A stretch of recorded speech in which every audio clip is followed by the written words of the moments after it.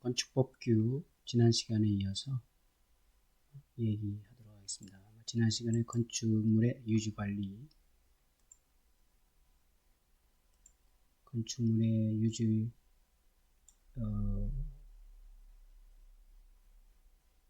유지관리하고 대지 조건까지 얘기했나요? 유지관리에서 등기, 그 다음에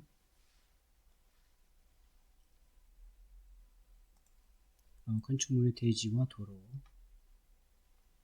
대지의 안전성, 여기까지는 얘기를 한 것 같아요. 그죠? 대지를 좀 보도록 할까요?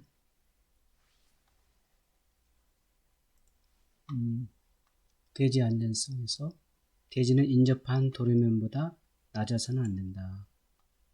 다만 해가지고 예외 조건을 두고 있습니다. 그 다음에 습한 토지, 물이 나올 우레가 많은 토지, 쓰레기, 그 밖에 이와 유사한 것으로 매립된 토지에 건축물을 건축하는 경우에는 성토해야 된다.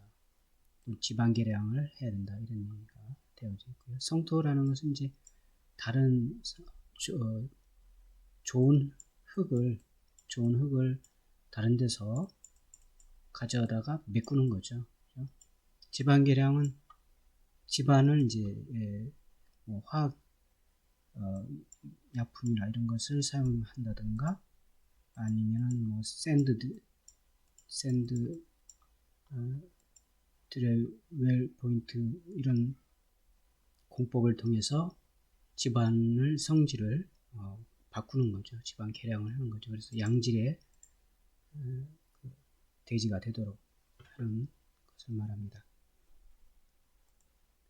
그 다음에 대지에는 빗물과 오수를 배출하거나 처리하기 위하여 필요한 하수관, 그 다음에 하수구, 그다음에 저장 탱크, 그 밖에 이와 유사한 시설을 해야 되고, 그 다음에 송괴, 왜 우리가 있는 토지에 대지를 조성하려면 국토부령으로 정하는 바에 따라서 옹벽을 설치를 하거나 그 밖에 필요한 조치를 해라, 이런 얘기죠. 안전사고를 막기 위해서 그렇습니다.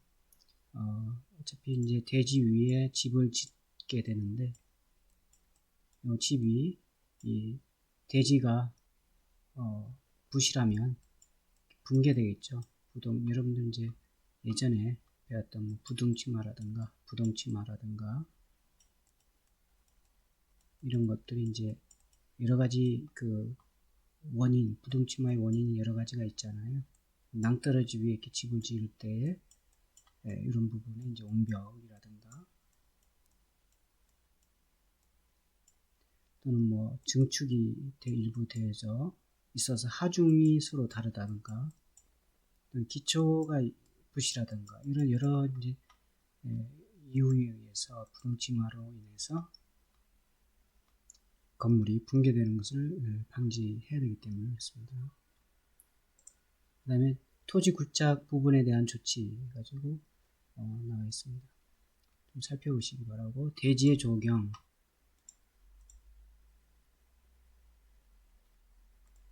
그래서 면적이 200제곱미터 이상인 대지에 건축을 하는 건축주는 용도지역 및 건축물의 규모에 따라 해당 지방자치단체 조례로 정하는 기준에 따라서 대지에 적용을 하거나 그 밖에 필요한 조치를 해야 된다. 그래서 이제 여기서 그 밖에 필요한 조치라는 것은 이제 대지에 집이 이렇게 있으면 적용을 이렇게 하겠죠. 적용을 이렇게 하는 경우도 있고, 집이 요 위에 옥상에 이렇게 2층 집이다 그러면 옥상에 이렇게 옥상 적용을 할 수도 있는 거죠. 이렇게 해서 필요한 적용의 면적을 해서 해라, 이런 얘기입니다. 요 밑에 나오네요. 그죠? 국토부 장관은 식재 기준, 적용 시설물의 종류 및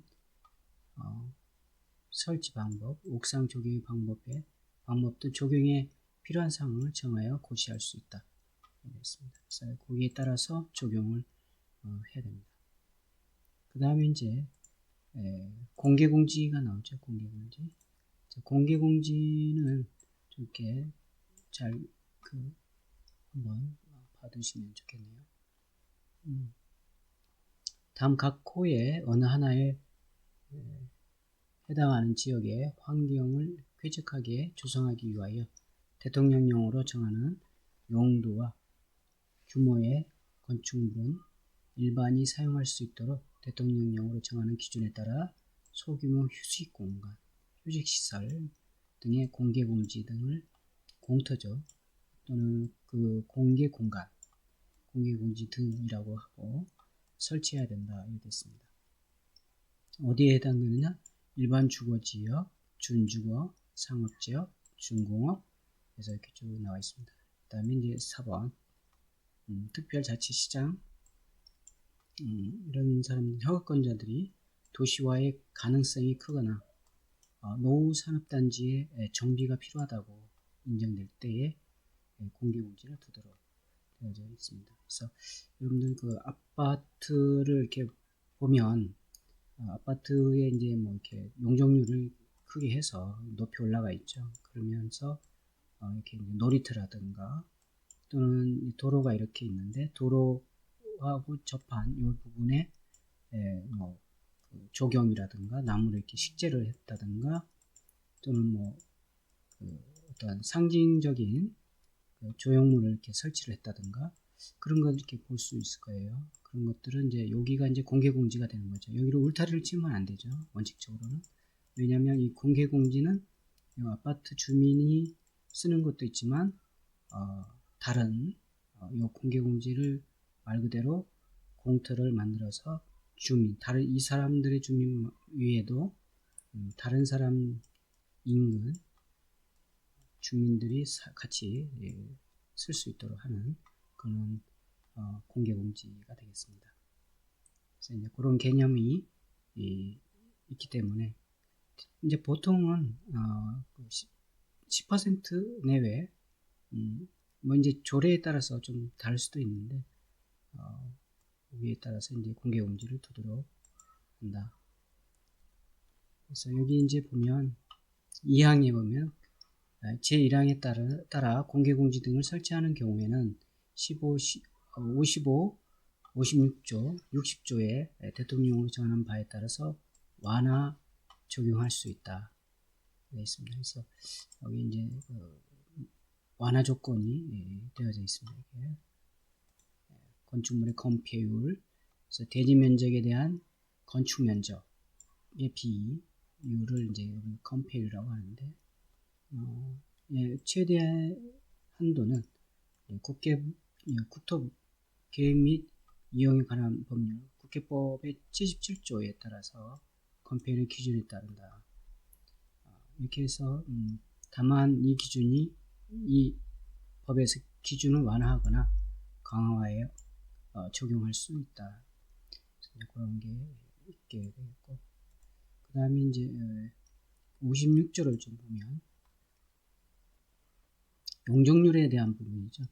그래서 대지 면적에 대한 연면적, 그래서 대지의 건축물이 둘 이상인 경우에는 이들 연면적이 합계로 하고 그의 비율을 우리가 이제 용적률이다.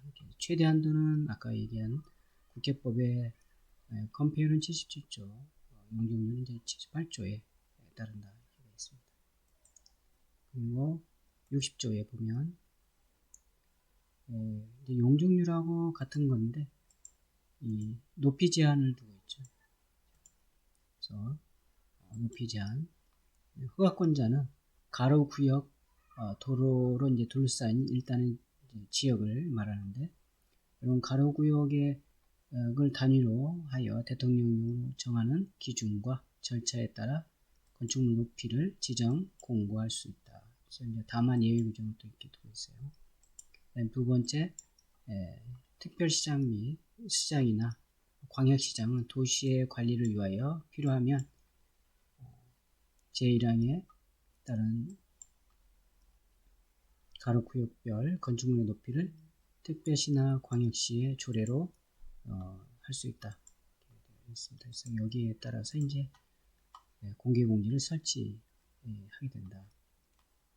그 다음에 세 번째, 시도지사 또는 시장군수구청장은 관할 구역 내 공개공지 등에 대해서 점검 등 유지관리에 관한 사항을 해당 지방자치단체의 조례로 정할 수 있고, 네 번째, 누구든지 공개공지 등의 물건을 쌓거나 출입 차단을 차단하는 시설을 설치하는 공개공지 등의 활용에 저해하는 행위를 해서는 안 된다. 아까 얘기했듯이 공개공지로 했으면 그걸 울타리를 치면 안 되죠. 그리고 여기 나온 것처럼 이제 출입이라든가 또 거기에 뭐 적재를 한다든가 하면 안 되겠습니다. 이게 이제 공개공지 개념이고, 그 다음에 대지와 도로의 관계. 이제 기본적으로 이제 첫 번째 볼까요? 건축물의 대지는 2m 이상의 도로. 여기서 이제 자동차만이 통행에 사용하는 도로는 이제 제외한다 해서 있고, 접하여야 한다 되어 있습니다. 최소 2m를 접하라 이거죠. 다만 해가지고 예외에서 이제 그러하지 않다 해서 이렇게 주었습니다. 예를 들면 이제 해당 건축물의 출입에 지장이 없다고 인정되는 경우, 건축물 주변에 대통령으로 정하는 공지가 있는 경우, 농지법 제2조 1호 나목에 따른 농막을 건축하는 경우, 뭐 이런 경우는 이제 굳이 2m까지 필요 없게 된다. 이런 얘기고. 그 다음에 건축물의 대지가 접하는 도로의 너비, 대지가 도로에 접하는 부분의 길이, 그 밖에 대지와 도로의 관계에 관하여 필요한 사항은 대통령령으로 정한다.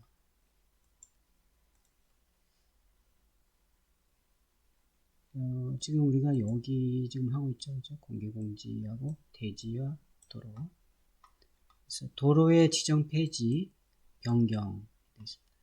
자, 허가권자는 제2조 1항에 따라서 도로의 위치를 지정 공고하려면 교통부령으로 정하는 바에 따라서 그 도로에 대한 이해관계인의 동의를 받아야 된다. 여기서 이해관계인이라는 용어가 나오는데, 도로가 이렇게 있어요. 도로가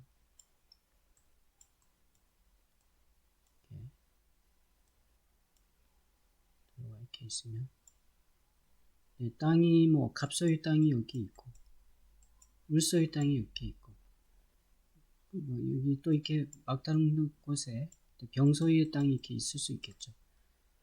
그러면 이제 이 도로가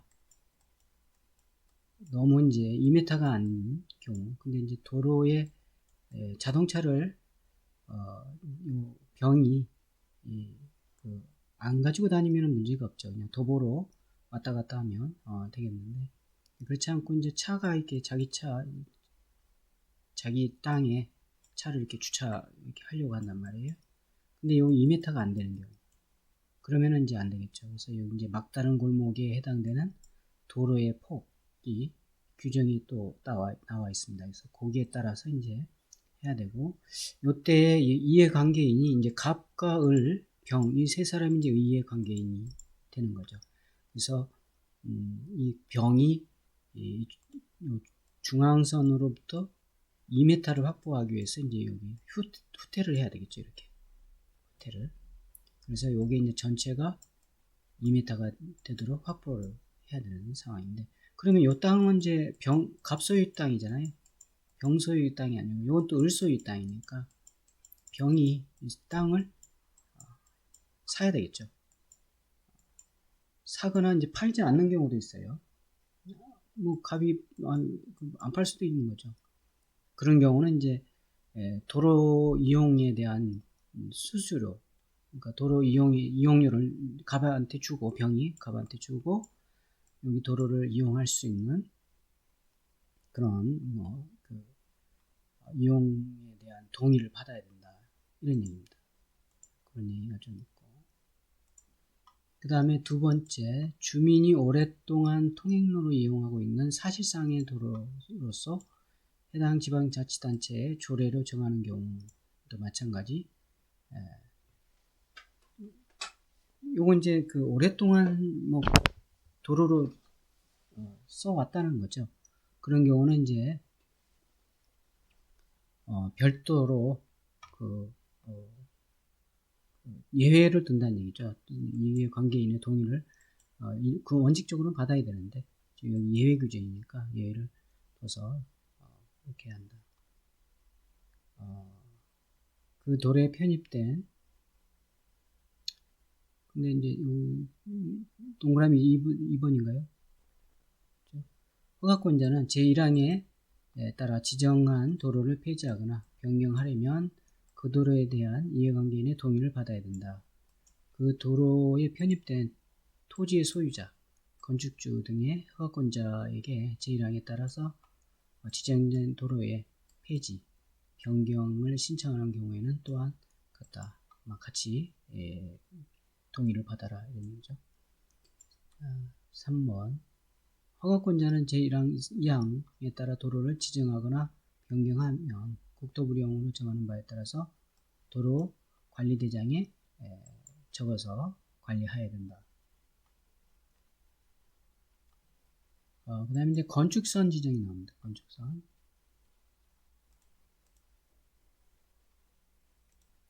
도로와 접한 부분을 건축물을 건축할 수 있는 선을 이제 우리가 건축선이다. 건축선도 좀 잘 봐두시기 바랍니다. 이하 이제 건축선이라 하고, 대지와 도로의 경계선으로 한다.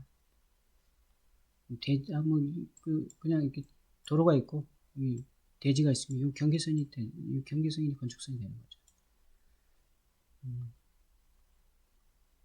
다만 해가지고 예외로 2조 1항 11호에 따라서 소요 너비가 못 미치는 도로의 너비의 도로인 경우에는 그 중심선으로부터 그 소요 너비의 2분의 1의 수평거리만큼 물러난 선을 건축선으로 한다. 하되 그 도로의 반대쪽에 이제 기본적으로 그렇게 하는데 반대쪽에 여기가 이제 예를 들어서 하천이 있을 수도 있겠죠. 하천. 물이 흘러가는 하천 또는 뭐 낭떠러질 수 있죠. 근데 여기 도로가 2m가 안 된다는 얘기예요. 2m가 안 되는 경우에는 이쪽으로는 뒤로 후퇴할 수가 없잖아요. 하천이나 낭떠러지니까. 그런 경우는 이제 전적으로 이제 이쪽으로 이렇게 2m를 확보하라 이런 얘기죠. 그런 내용이 되겠고 그 다음에 또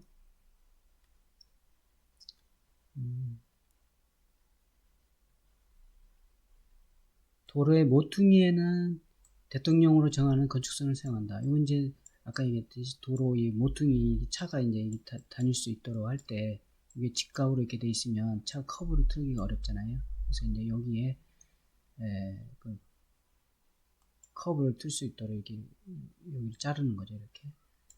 그래서 이제 건축선이 되는 거죠. 이게 이렇게 이제 건축선이 되는 거죠. 이렇게. 뭐 예를 들어서 2m가 안 된다 그러면 여기 이만큼 후퇴를 해야 되겠죠. 이만큼. 그래서 후퇴한 요만큼에 또 이만큼 잘라서 그래서 건축할 수 있는 부분에 이렇게 되는 거죠. 만약에 실제로는 여기가 2m가 안 된다. 2m가 여기가 2m가 된다 하면 이렇게 되는 거죠. 건축선이 이렇게. 그 얘기가 되겠습니다. 그 다음에 이제 2번, 3번 이렇게 좀 보시면 되겠고.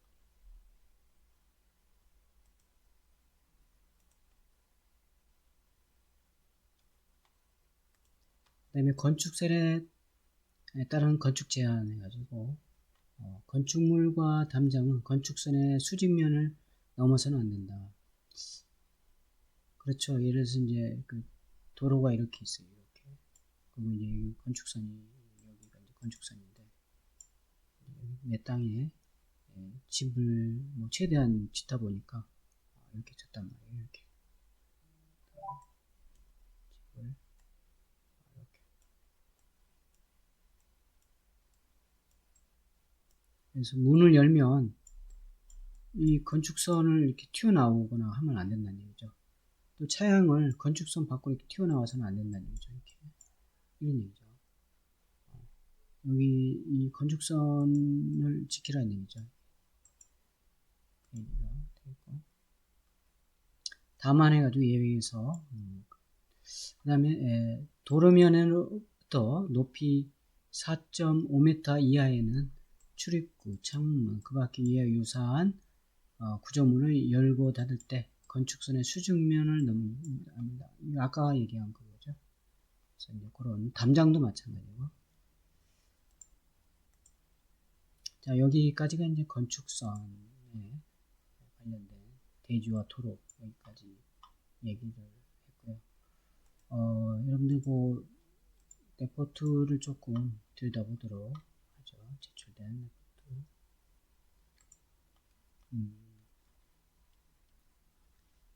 자,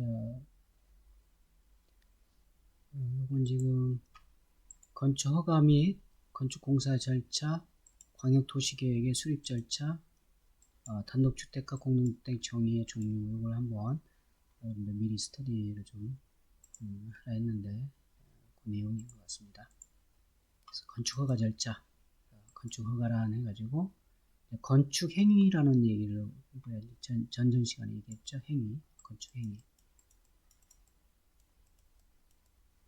건축행위에는 이제 이런 게 있다. 신축, 중축, 개축, 재축, 이전. 그 다음에 이제 이런 것들이 있는데, 그 다음에 용도 변경. 그래서 이제 거기에 대해서 정리를 해놨네요. 그래서 이런 건축 행위하고 용도 변경, 대수성과 같은 공작물의 축조하는 자는 허가권자로부터 허가를 받아라. 허가권자는 이제 이런 사람들이 되는 거죠.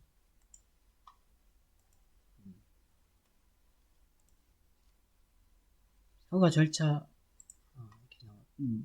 여기는 이렇게 분석을 했네요. 이건 이제 건축법규에 나와 있는 그 과정 절차를 이렇게 된다라고 보면 되겠습니다. 대지 분석 및 건축사무소 선정, 설계, 대수선 용도 변경 허가 서류 작성, 대수선 용도 변경 이제 허가 요건 이제 대수선 건축이죠. 건축 대수선 용도 변경 이렇게 점을 좀 찍어놓으면 좋겠네요. 건축인 경우는 이제 신축인 경우는 신축에 대한 것만 서류 작성하는 거죠. 대수선이나 용도 변경하고는 상관이 없으니까.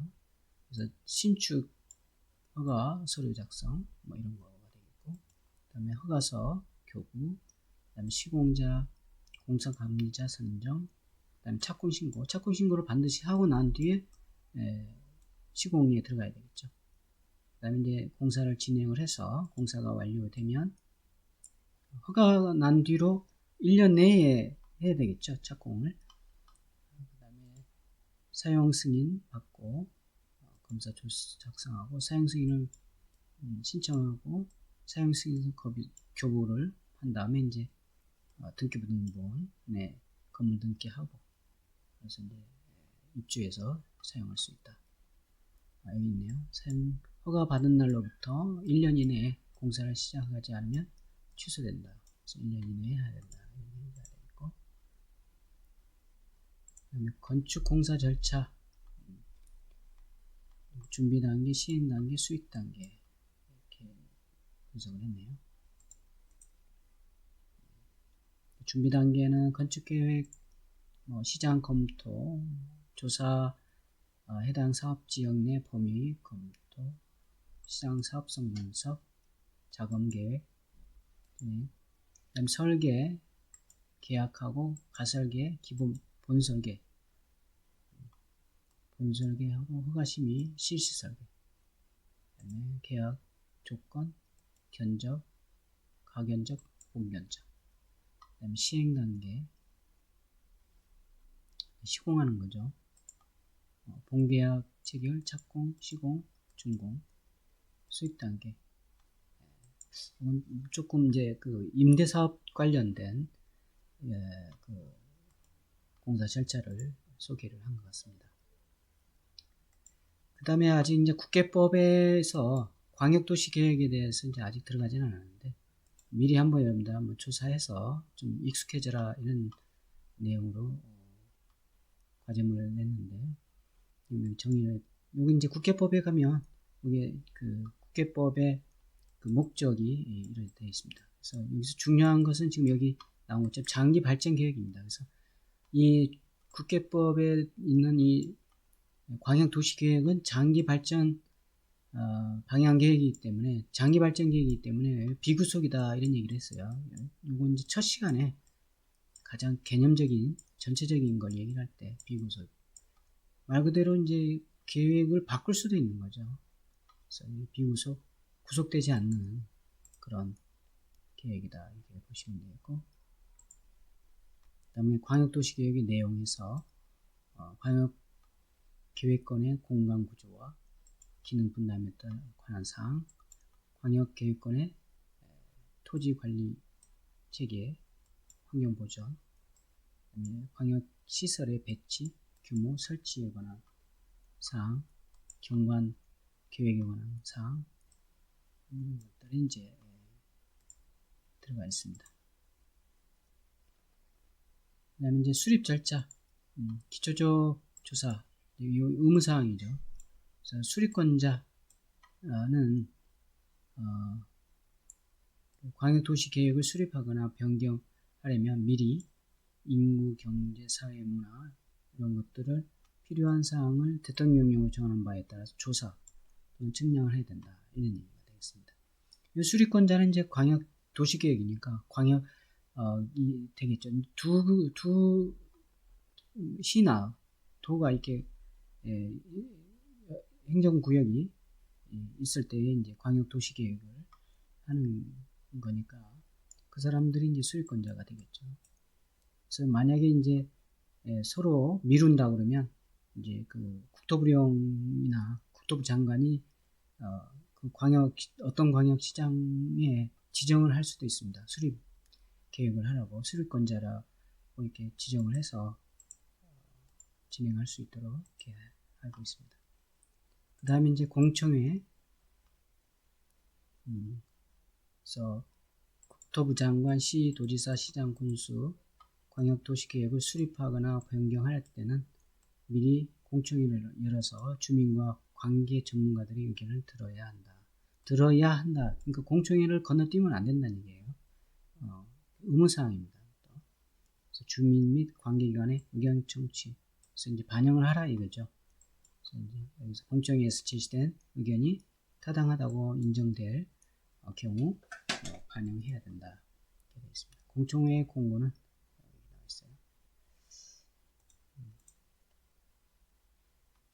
그 다음에 이제 지방의회 의견 청취, 시, 도지사, 시장 또는 군수 마찬가지 의견 청취. 그 다음에 국토부 장관 제출해야 된다.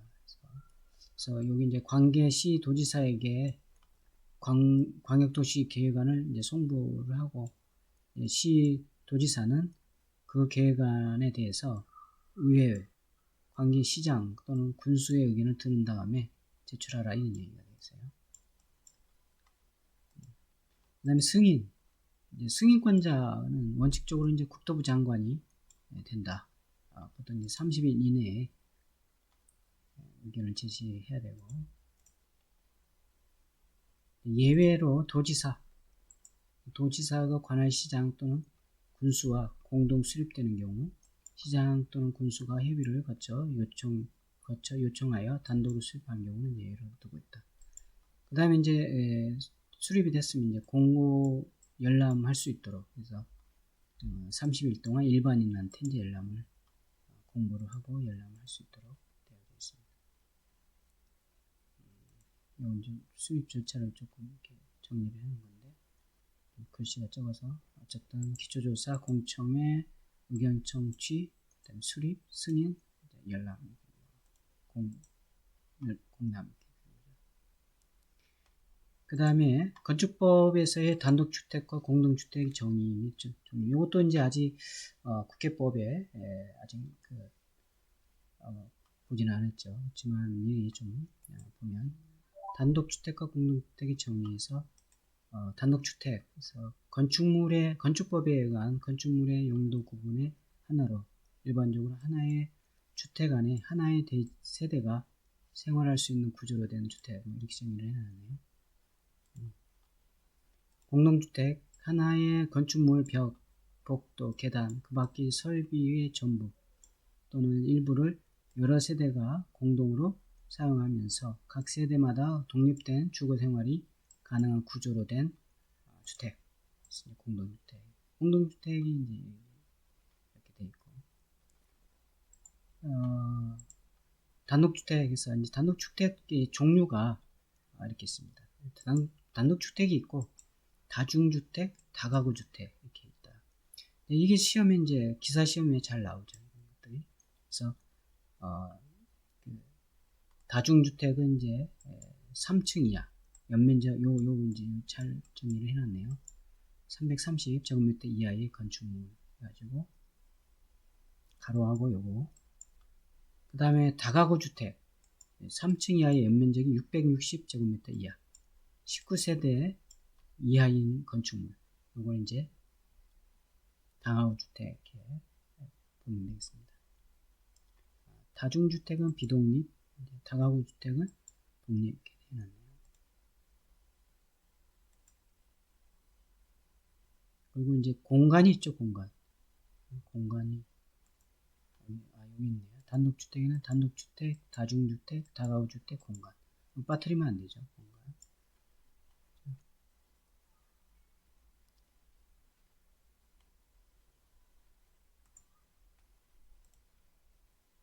그 다음에 이제 공동주택 있죠.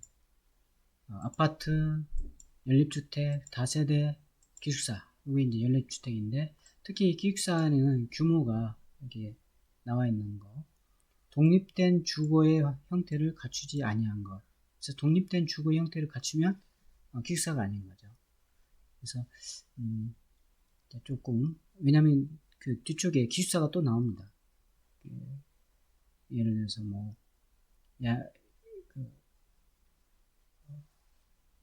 소년 시설, 청소년 시설 수련회라든가 이런 시설물들이 나오는데 그거하고 이제 기숙사가 또 규모에 따라서 이제 좀 차이를 두고 있습니다. 그 시설군 우리가 이제 요합 전에 시설군이 건축물의 종류에 시설군이 있었잖아요. 그 시설군 28개 시설군에 있어서 좀 구분이 되는 부분이 있다 이렇게 보시면 되겠고, 그래서 보면 아파트 보면 주택으로 쓰이는 층수가 5개 층 이상, 5개 층 이상이면 아파트. 보통 이제 연립주택은 일반적으로 여러분 잘 알고 있죠. 아파트에 살거나 연립주택 이런 데 이제 많이 살 텐데, 그 4계층 이하로 구성되어 있고,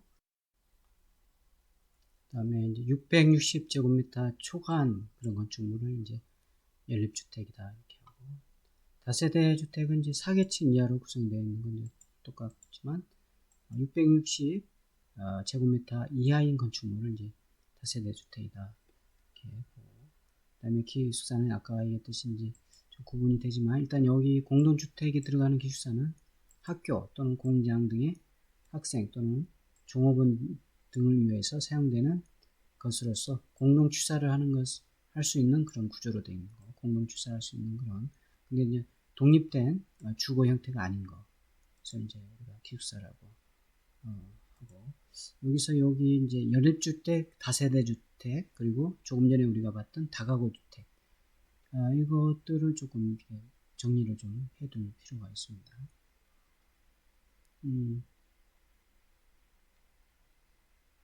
여기 그림이 정리되어 있네요. 이거 나름대로 열심히 스터디를 한 보고서가 과제물이 되겠습니다. 그 다음 또 보면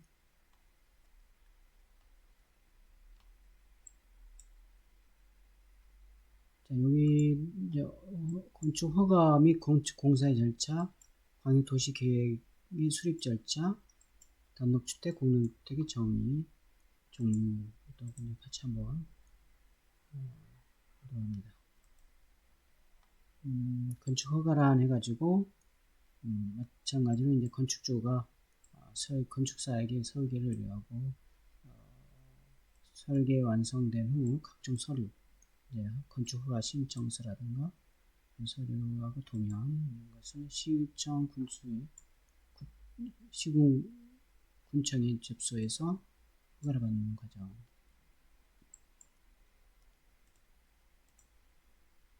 그 다음에 인허가 절차란 해가지고 정리를 해놨네요.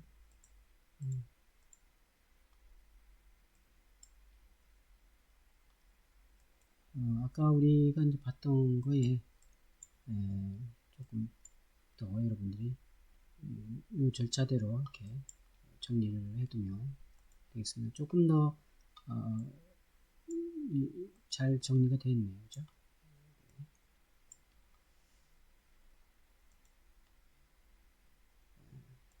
나중에 건축법에 인허가 관련된 절차나 이런 또 인허가 도서, 필요 서류 이런 것들이 이제 나오긴 하는데 그때 또 보도록 하지만 일단 여기 과제물에 있는 것을 좀 토대로 해서 보면 설계 및 감리 용역 계약을 하고 착수해서 그 계획 설계, 그 다음에 건축 심의 도서 작성, 건축 심의 대상인 경우는 그렇다는 얘기죠. 예를 들어서 뭐 스팬 간격이 20m가 넘는다든가 또는 바람에 특별하게 영향을 받는다든가 그런 구조라든가 또는 지진에 영향을 받는 그런 특별한 그런 구조물의 건축물인 경우 또는 높이가 굉장히 이제 높아서 높이에 따른 그런 구조물의 안전성이 이제 검토되는 경우는 이제 심의 대상이 되는 거죠. 그 밖에도 있어요. 그래서 심의 대상이 되면 이제 심의 신청을 하고 심의 결과를 이제 대부분 이제 조건부를 하죠. 조건부 통과를 하니까 그래서 이 조건부에 따른 이제 조치 계획을 해서 어떻게 조치한다라고 이제 해서 확인을 받고 해서 진행을 하죠. 그다음에 건축허가 도서 작성하고 건축허가 신청하면 그때 이제 각 부서마다 협의를 이제 해서 확인하죠. 왜냐하면 도로나 대지에 뭐 가스관이 지나갈 수도 있고 수도관이 지나갈 수도 있고 여러 가지 매설물이 있을 수도 있다는 얘기죠. 그런 부분과 관련돼서 이제 협의를 해야 되고 또는 환경 영향 평가 또는 교통 이런 부분도 마찬가지고 그래서 이런 부서하고 이제 협의를 한 다음에 이제 허가가 나면 허가서를 수령해서 허가는 뭐 아까 얘기했듯이 이제 허가를 받은 날로부터 1년 내에 공사를 착공을 해야 되겠죠.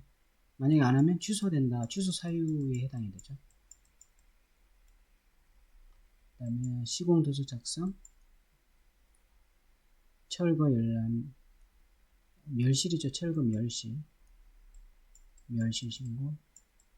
철거는 이제 그대로 그 말 그대로 이제 내가 지으려는 지금 땅에 좀 허름한 집이 있다. 이것을 이제 철거하는 거죠. 멸실은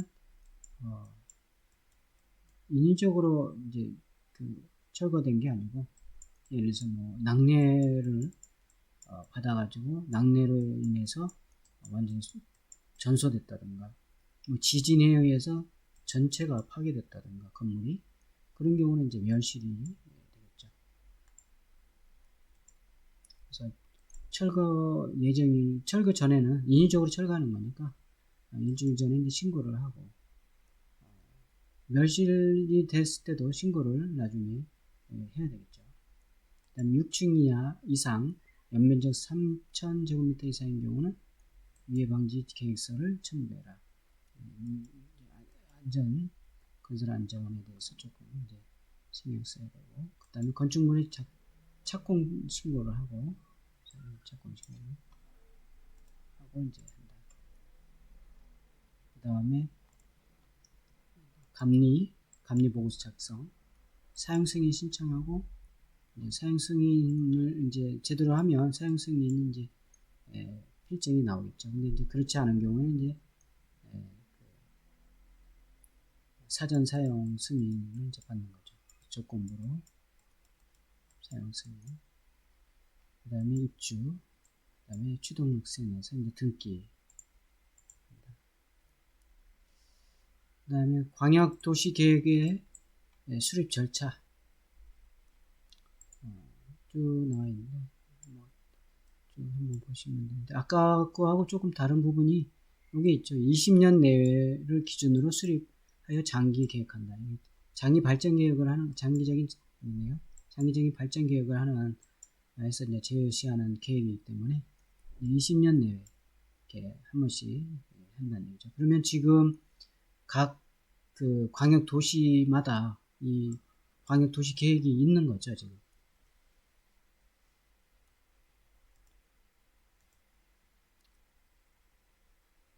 수립 절차.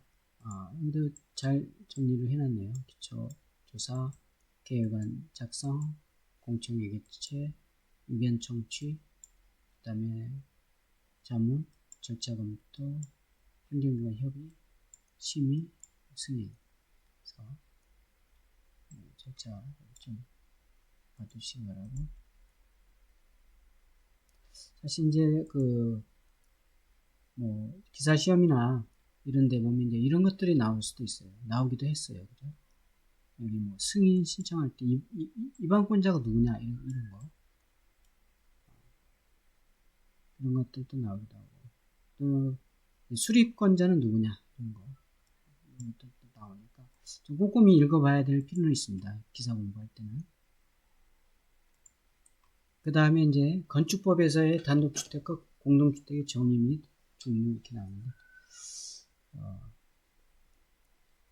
주택에서 정의를 해놨네요. 세대 구성원이 장기간 독립된 주거 생활을 할 수 있는 구조로 된 건축물 전부 또는 일부 및 그 부속 토지를 말하며 단독주택과 공동주택을 구분한다. 그래서 단독주택은 이렇게 단독주택, 다중주택, 다가구주택, 공간. 공동주택은 아파트, 연립주택, 다세대, 기숙사 이렇게 있죠. 자, 이건 정의는 이 앞전에서 우리가 이렇게 했으니까 좀 참조하시기 바라고. 예, 여기까지 했습니다. 또 하나 좀 볼까요? 자, 이번에는 건폐율과 용적률에 대한 이해. 좀 보도록 하죠.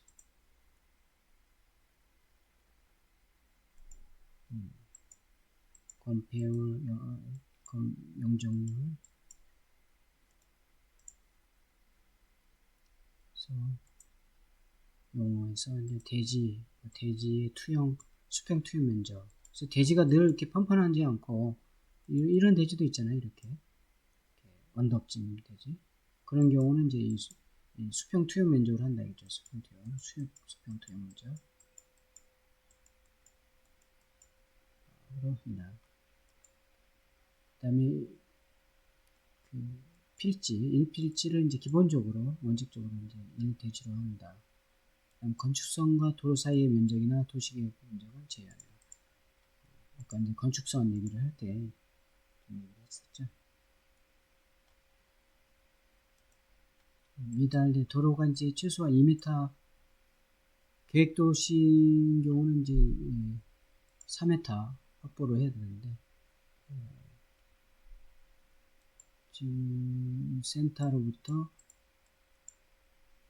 3m가 안 되는 경우는 이제 여기 이제 하천이나 이런 경우는 이쪽으로 이제 3m를 확보를 한다. 이런 얘기가 되겠죠. 만약에 이거 3m라 그러면 1m가 더 있어야 되겠다.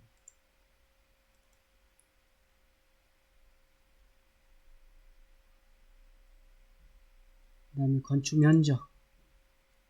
이제 건축물의 외벽이나 이를 대신하는 기둥의 중심선부터 둘러싸인 부분의 수평 투입 면적을 우리 건축 면적이다 이렇게 보고, 여기 있는 여기서부터 이제 여기까지가 이제 건축 면적이 되는 거죠.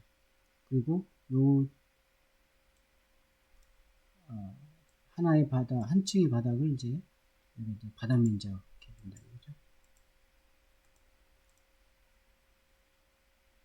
그래서 바닥 면적은 각 층에 또는 그 일부, 그래서 벽, 기둥 등으로 이루어진 구획으로 중심선으로 둘러싸인 부분의 수평 투입 면적을 우리가 이제 바닥 면적으로 하고, 그래서 근데 이제 이런 경우 있죠. 이렇게 생기는 경우. 그래서 뭐 특히 주유소 같은 거, 주유소잖아요. 주유소에 이런 이제 여기 기둥이 없는 거죠. 요 하나만 있는 거죠. 여기도 기둥이 없는 거죠. 네. 그런 경우는 어떻게 냐 1m 후퇴한다. 1m 각각에 1m 후퇴해서 바닥 면적을 한다.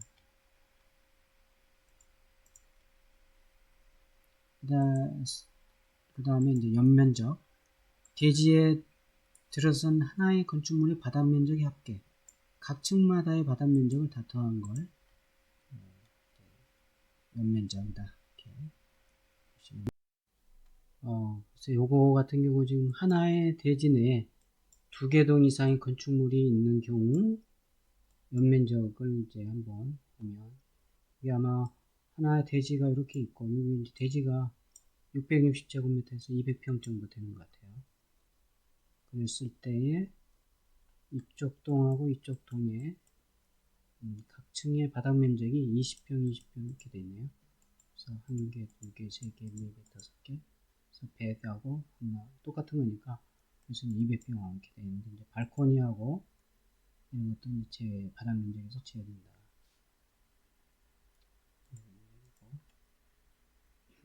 그 다음에 이제 건폐율 나옵니다. 건폐율은 이제 그 건축 밀도를 나타내는 지표로 건축법에서는 대지 면적에 대한 건축 면적의 비율 이렇게 정의를 하고 있죠. 그래서 대지 면적이 이렇게 건축 면적이 대지 면적이 이렇게 있고 건축 면적이 이렇게 있다 그러면 건폐율은 이제 거기에 반이니까 50%, 전체를 다 건축물을 짓는다 그러면 이제 100%가 되겠죠.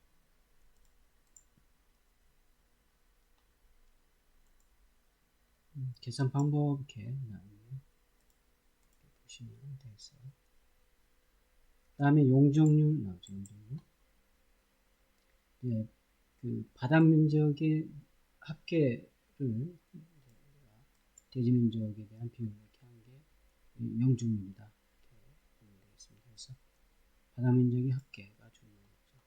단해가지고 지하층 부수 용도에 한하여 지상 주차용으로 사용되는 면적은 용적률에서 선정했을 때 제외한다.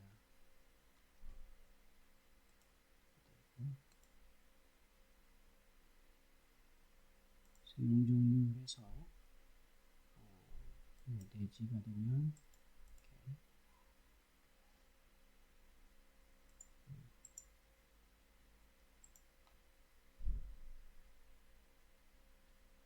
용적률의 계산 방법에서 사례를 드러났네요. 그 다음에 건폐율과 용적률의 중요한 이유. 국계법에 따라서 땅의 용도별 구분하고 구분된 용도 지역에 따라 건폐율, 용적률을 일정 이하로 제한하고 있다. 특히 용적률이나 건폐율 제한으로서 도시의 과밀화를 억제하고 일조권, 채광권 이런 것들을 확보해서 쾌적한 생활 환경을 조성하여야 한다.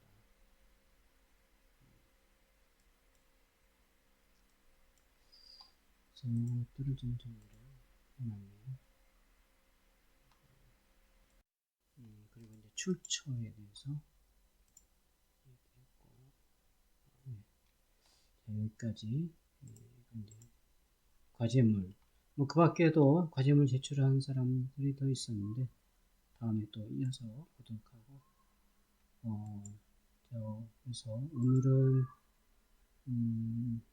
여기까지 이렇게 하도록 하고요. 그 다음에 이제 다음 시간에 또 이어서 이렇게 하도록 하겠습니다. 자, 여기까지 마치도록 하고요. 수고했습니다.